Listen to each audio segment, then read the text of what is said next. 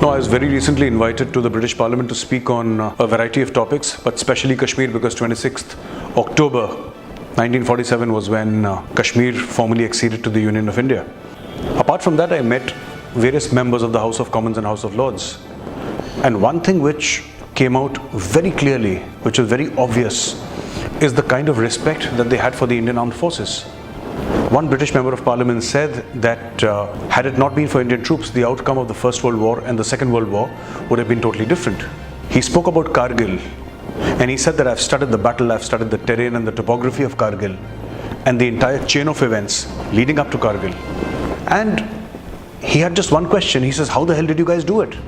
They look at the Indian Army with a mixture of reverence and awe. This is what I saw there, this is what I felt there. And whomever you spoke with, when they realized that I was from the Indian Army, they would have anecdotes about the Indian Army, which they had heard from their grandfathers and their fathers. And they would remember it with a lot of fondness, a lot of respect, like you would a senior relative in those terms. And they were very kind, they were very gracious. But I cannot help but compare it to what I see in India sometimes. You have people directly attacking the person of the Chief of the Army Staff for reasons unknown. So some politician will get up and say, he talks like a sadak ka gunda or a roadside thug. Some politician will say that this entire surgical strike thing is fake. Recently, Ramachandra Guha said, the chief speaks too much. Now, this defies all logic. I do not know what is the standard to be set. How much should the chief speak? Who is the Chief of the Army Staff? Let's start with that. Who is the Chief of the Army Staff? In this army, how do you motivate people? You're asking a man to die for some notion of honor, which most people outside the army may not understand. You're asking a man to die. You're asking a man every day to put his life in harm's way.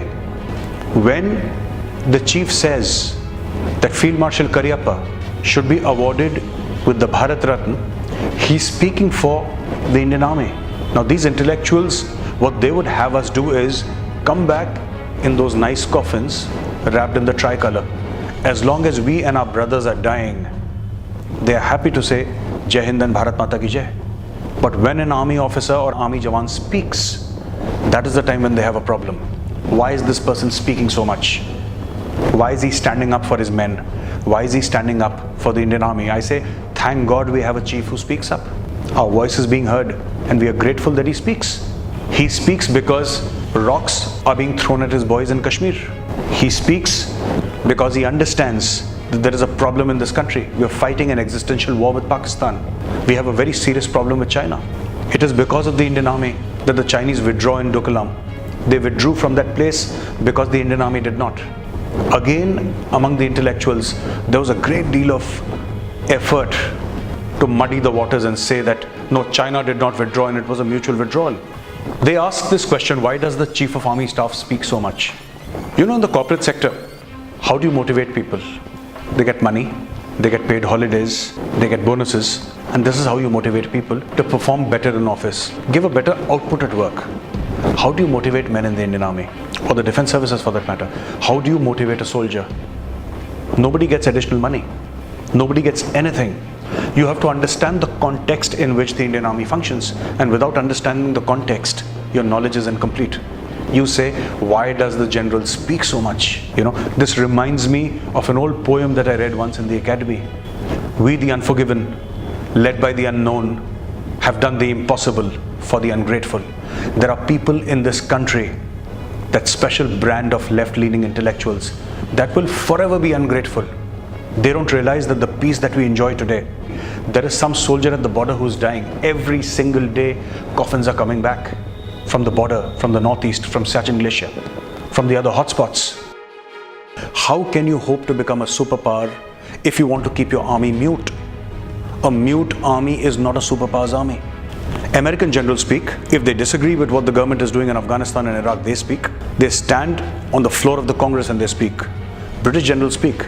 So I'm giving an example of democracies, robust democracies, democracies older than ours, with systems and institutions which are far deeper and far stronger than what we have in India. And those people speak. Why can't General Bipin Rawat speak? What is wrong with the Chief of the Army Staff speaking? Now, I want to ask a question. Is he speaking about anything which is political?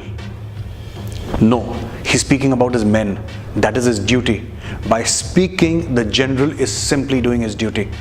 They say that the chief speaks too much. What is the Chief of the Army Staff supposed to do? He's supposed to motivate his men.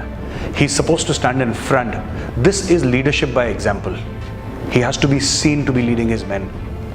The Chief, General Bipin Rawat, is asking those million-plus men to march into the mouth of the devil. If you're asking a man to die for you, the cause has to be so noble, the cause has to be so great, that this man unflinchingly walks into the mouth of the cannon. And what is this cause? This cause is India, and this cause, the flag bearer of this cause is the Indian Army. The chief has to speak. Thank God we have a chief who speaks. Thank God we have a chief who motivates.